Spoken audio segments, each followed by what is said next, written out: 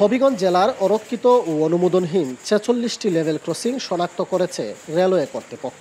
এর মধ্যে অধিক ঝুঁকিপূর্ণ অন্তত ২০টি ক্রসিং প্রথম ধাপে স্থায়ীভাবে বন্ধ করে দেওয়া হচ্ছে, বাকি ২৬টিও পর্যায়ক্রমে বন্ধ করা হবে। শায়েস্তাগঞ্জ পৌরসভার পশ্চিম বড়চর এলাকার কয়েকটি গ্রামের অন্তত ৩,০০০ মানুষের চলাচলের একমাত্র পথ এই রেল ক্রসিং। কোনো পূর্ব ঘোষণা ছাড়াই গত সোমবার ক্রসিংটি স্থায়ীভাবে বন্ধ করে দেয় রেলওয়ে কর্তৃপক্ষ।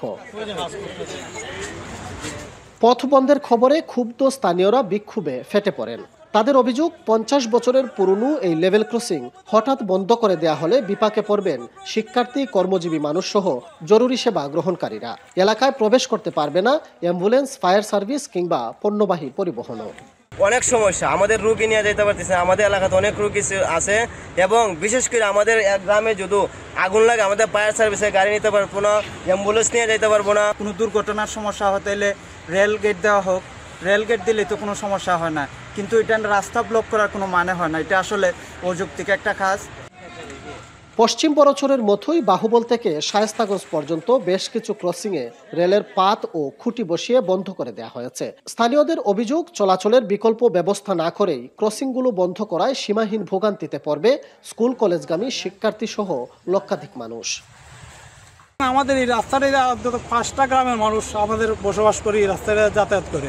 আকুল আবেদন রেলওয়ে কর্তৃপক্ষের উপর, তারা এখানে গেট দিয়ে দেও, আর নতুবা গেট দিও না দেয় আমরা এটা উঠে দেব।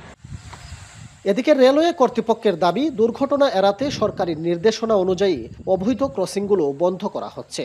তবে গুরুত্বপূর্ণ ক্রসিংগুলোতে স্থানীয়রা নিজস্ব অর্থায়নে গেটম্যান সহ গেট পরিচালনার ইচ্ছে থাকলে ঊর্ধ্বতন কর্তৃপক্ষের অনুমোদন নেয়ার সুযোগ আছে।